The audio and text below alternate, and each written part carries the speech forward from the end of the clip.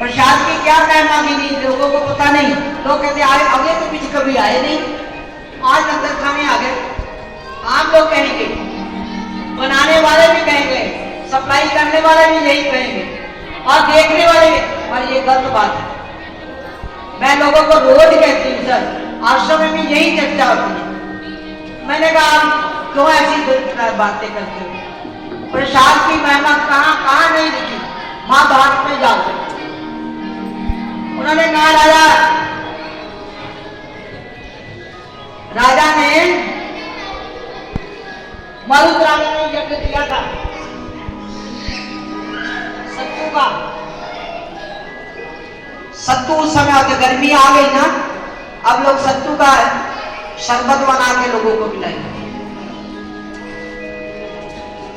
वो क्यों? उन्होंने उस समय गर्मी बहुत थी, गर्मी के दिनों में यज्ञ हुआ था। और जब समापन हुआ तो राजा मरुत ने, महाभारत में ये देखा था, राजा मरुत ने यज्ञ किया। यज्ञ में क्या किया कि वो शरबत पिलाया सब लोगों को, जितने साधु संत महात्मा ग्रस्त भक्त जो भी है वो बट रहा था। आखिर में क्या हुआ, कुछ लोग आए, अब उनके पास कोई साधन नहीं था। समापन हो चुका था, भंडारे का भी, कथा का भी, यज्ञ का भी, सब कुछ। एक नेवला आया तो उसको भी इच्छा हुई, भूख है, प्यास है, जीव जंतुओं का पालन करने वाला कौन है? एक मनुष्य तो है, वही तो राजा है।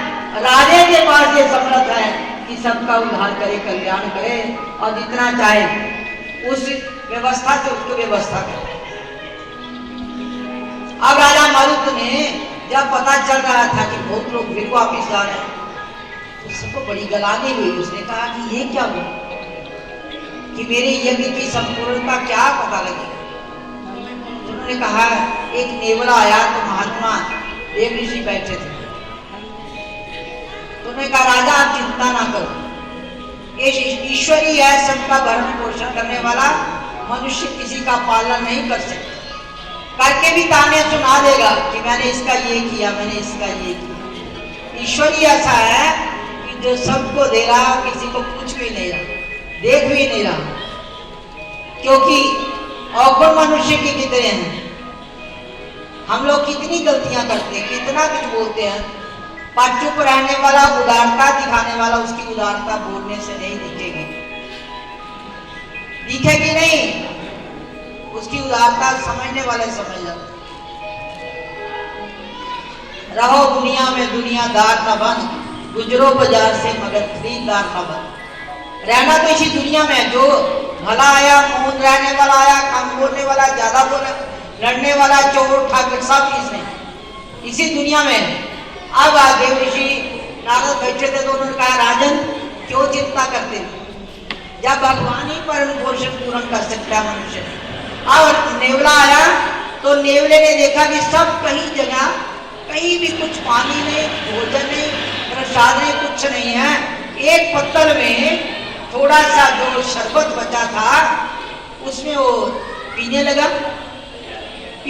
तो पीने में भी उसको पूरा भाग नहीं मिल पाया। आखिरकार उसने कहा कि संतों का दूषण है, हो ना हो तो शरीर में लिपटने से मेरी प्यास करते, मेरे को प्यास बहुत। तब वो पत्थरों के ऊपर नेवला जो था वो पलटने लगा अपना शरीर। आधा शरीर उसका सोने का हो गया और आधा शरीर जो था वैसे का वैसा नहीं। आप प्रसाद की महिमा लोग जानते नहीं, उसका जब देखा तो जाने लगा। उन्होंने कहा देवरीत कहने ये देखिए राजन सुन, ये प्रसाद की महिमा है, ये संतों के दूषण का प्रसाद जो लेकर मनुष्य को प्राप्त हुआ है, इसका सर आप तेरा यज्ञ पूर्ण है। विचार करो, कोई जान के उठ के चला जाए और ये उस पर कोई असर नहीं, प्रसाद की महिमा का कोई असर नहीं। कुछ लोग जान के ही उठ के चले जाते, उठ जाते। भोजन का समय होता है, मेरे को ये नहीं मिला, मेरे को वो नहीं मिला, मेरे को ये नहीं हुआ, मेरे को ये पूछा नहीं, मेरे को देखा नहीं, मेरी पहले थाली आए, पहले पत्ता लगनी चाहिए थी, मेरी बात में होगी, तो वो मनुष्य को फल नहीं प्राप्त। फल उसको प्राप्त होगा जो प्रसाद मिला, जितना मिला उसको पाया और उसका शुक्र गुजार किया। हम कोई किसी को देने वाले नहीं है, कोई किसी को खिलाता नहीं है। विचार करो, मैं लोगों का आश्रम में पहुंचा, सब लोगों से कहती हूँ, अरे भाई सुनो ना, ढंग से चलना जरा। 29 दिन एक मनुष्य अपने घर से खा रहा है और भगवान उसका चला रहा है। आपके पास तो एक दिन के लिए आया ना, एक दिन के लिए आया। आप जो और पहले वो खा के आया घर से, रात को अपने घर में जाके खाए। एक समय का भोजन खिलाने में आपको आपत्ति हो रही है, मुंह बना रहे हो, ये कर रहे हो, ये दोष है। प्रसाद आज आप लोग आए हो, भंडारे का प्रसाद पाने के लिए भले आए हो, तो आप भाग्यशाली हैं, आप आए हैं, तो हम लोग आपके आभारी हैं, धन्यवाद करते हैं उन लोगों का। हम लोग दर्शन करने आया कि जो हम लोग तो पहुंच नहीं पाते, आप देखते हो कई जगह हम लोगों पर बुद्धि फंसी है, कई लोगों के कई जगह ड्यूटी है, तो इसलिए हमको भी आज अवसर मिला। कल तक हम भी फोन हो जाते डायबिटीज का, अभी आ रहा है, अभी आ रही मिल गया तो अच्छा, नहीं हुआ, समय मिल पाया तो नहीं आ पाए, तो हमारे सिर पर भी भार उतारने के लिए आज लास्ट के दिन हम आए हैं। इस वजह से कि हमारे सिर पर जो कर्ज हुआ, जो लोगों ने फोन किया, जिन लोगों ने इच्छा रखी, जिन लोगों ने मन में ध्यान किया, उनके मैं पांव छूने के लिए आई हूँ, नमन करने के आई हूँ कि आप लोग भाग्यशाली हैं, मेरे को भी ऐसा अवसर मिले और हम भी ऐसे कर्म करते रहे। तो ये आपकी बहुत बहुत बड़ाई है परिवार वालों की तरफ से। पहले बात तो परिवार का आपका इतना काम छोड़ के आते हैं। तीर्थ करे एक फल, संत मिले फल चार, गुरु मिले अनेक फल, करत कबीर विचार। आपको एक फल नहीं मिला, आपको कहीं अनेक फल मिला। कथा सुनने आए तो एक फल मिला, संतों के दर्शन हुए तो 4 फल मिले, गुरु मिले तो अनेक फल मिले। कबीर जी ने कहा कि अनेकों फल प्राप्त करता है। प्रथम भक्ति संतन का संग, दूसरी कथा प्रसंग। समय कितना है, हमको समय कितना देना है, क्योंकि ये पाबंदी होती है ना, इतना समय में बोलना है। पर आम लोग महात्मा लोग रूठ जाते हैं कि इतना समय क्यों हमको दिया,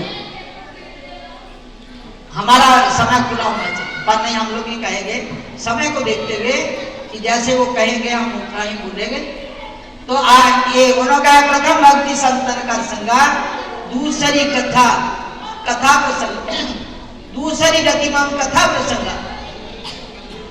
तीसरी भक्ति अमान, चौथी भक्ति मम गुण गान करे कपटता जिगा, मंत्र जाप मम दृढ़ विश्वास, पंचम भजन सुवेद प्रकाशा, छागदम शील व्रत विरत को कर्मा, निरत निरंतर सज्जन धर्मा। सातम समय में जो देखा, मोते संत अधिक कर ले। आठम जथा लाभ संतोषा, आठम जथा विचार करो, धरिए, वैसे भी एक की व्याख्या करते कई घंटे लग जाए। पहली भक्ति क्या है, संत तुलसीदास ने 9 प्रकार की भक्ति वहां कही है। 9 प्रकार की भक्ति कही। पहली सबसे कौन सी भक्ति? प्रथम भक्ति संतन का संग। पहले प्रकार की भक्ति है कि संतों का संग हो जाना। दूसरी गतिमान कथा प्रसंग, दूसरी भक्ति है कि कथा का श्रवण करना। तीसरी भक्ति अमान, मान से रहित होकर कथा हो जाना, ये तीसरी भक्ति। चौथी भक्ति मम गुण गान करे कपट से छोड़कर निष्काम से सेवा करे, मान से रहते होकर कथा सुने। पंचम भजन सुवेद प्रकाशा, पांचवी प्रकार की भक्ति है मंत्र जाप मम दृढ़ विश्वासा, पंचम भजन सुवेद प्रकाशा। 5वें प्रकार की भक्ति है कि जो गुरु से मंत्र मिल जाए उसका दृढ़ विश्वास करके उसका नाम जप। छठी प्रकार 6 इंद्रियों का दमन करना। सातवीं समय में जग देखा, मोते संत अधिक कर लिखा। मोते मेरे संतों का दर्जा मेरे से भी बड़ा माने, भगवान भी सुना रहे हैं। संत तुलसीदास लिखा, राम जी कहे जब शबरी के आश्रम में गए तो ये भगवान प्रवचन कर रहे थे, कथा कर। यथा लाभ संतोषा। आठवें प्रकार की मेरी भक्ति है कि जो मिल जाए उस पर संतोष करे, भाग दौड़नी, हाथ पांव ज्यादा ना करे, जिस पे जितना दे रहा है उसका शुक्र गुजार करे। नमन सरल सब सल चनहीना।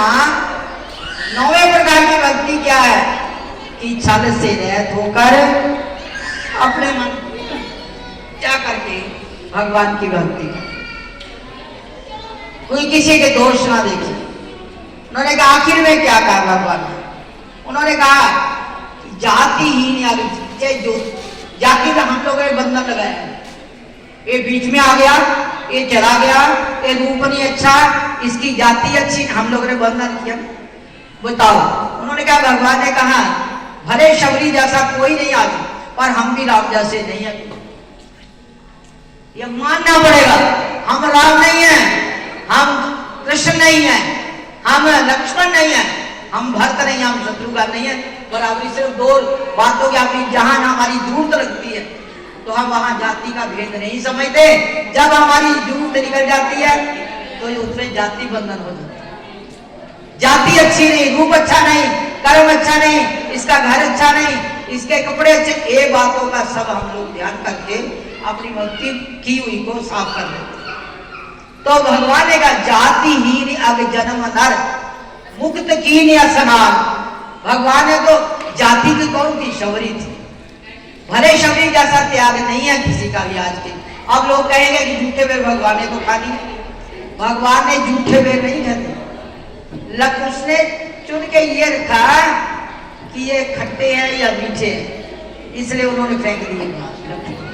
अब लक्ष्मण जी को जाति का अभिमान हुआ तो उन्होंने बेरो जो खाए थे वो तो चेक करके दे रही थी ना, टेस्ट करे थे, भगवान को खट्टे ना मीठा बेर खिलाओ, तो उन्होंने बाहर फेंक दी। तो वही आके संजीवनी बनी। आप कथा नाम बढ़ाते हुए इसको इसी प्रकार वाणी को विराम देते हैं। आपको बहुत बहुत बधाई हो यहाँ आने का, सत्संग करने का, कथा करवाने का, करने वालों को सब लोगों को बहुत बहुत नमन करते हुए अपने कथाओं में ना पहुंचने का क्षमा प्रार्थी हम लोग अपने अपने गुनाहों की क्षमा कर लेने आए। हारा वाला देख तस्वीर तेरी, तेसी देख देख तस्वीर हो गए, बादशाह सिकंदर ते अली मौजा, तेन देख दे सार फकीर हो गए। ए हाल ते तेरी तस्वीर दाए, ते जे तू सच होवे ता तू की होवे, तेरे आशिक मस्त दीवाने आदि एक वक्री दुनिया बड़ी। एक लड़के थे आशिक मस्त, जब रास हो रही थी, मेरे ख्याल रास कराने का एक कितना बड़ा फायदा हुआ। एक तो लोग योगा करने से बच गए, जो लोग रोज कीर्तन करते हैं, और मोटापा नहीं आएगा, हम लोग बैठे बैठे आ रहा था। अब देखिए जो एक लड़की था, उसने फरोजी रंग का काम कर रही थी, वो पता नहीं कहाँ है, अभी होगी। अरे इतनी जोर से वो कीर्तन रास कर रही थी, बताने से इतना उसको जोश था कि नजर नहीं आ रही मुझे, क्योंकि मुझे ज्यादा लोगों की पहचान तो है नहीं। वो हे भगवान, ताली बजाओ ताली। अरे भगवान, इसको तो मेरे ख्याल मेरे ख्याल दुर्गा जी आती है ना दीदी तुम लोगों में, तो सिर घुमाती है, और इसमें मेरे ख्याल ना बंसी वाले की बंसी काम करनी होगी।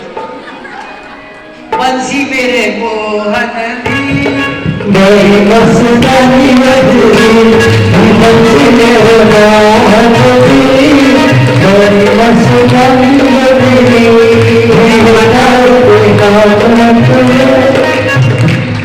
क्या माना सारा बदल गया, आओगे शाम रखे नहीं, माना सारा बदल गया, समय हो चुका है, इसलिए वाणी को यही विराम देते हैं। और इसको मैं बोलती हूँ कि धन्य आप जो रास करने वाली है, पहली बात तो उसका सबसे बड़ा त्याग है कि आप लोकलाज भगवान के आगे बेच दिए, ठीक है, अच्छा। तो दूसरा अपने शरीर को कायम किया, योगा का काम हो गया, और आपको पुण्य भी प्राप्त हुआ, शोभा भी हो गया, भगत भी कहलाए कि बड़ी भक्त ने। और तीसरा ये हो गया कि सत्संग करवाने वाले करने वाले खुश हो गए। तो बहुत बहुत आभारी, बहुत बहुत धन्यवाद, बहुत बहुत बधाई। तो इसी के साथ आगे जो कर्म कराएंगे इसके साथ दया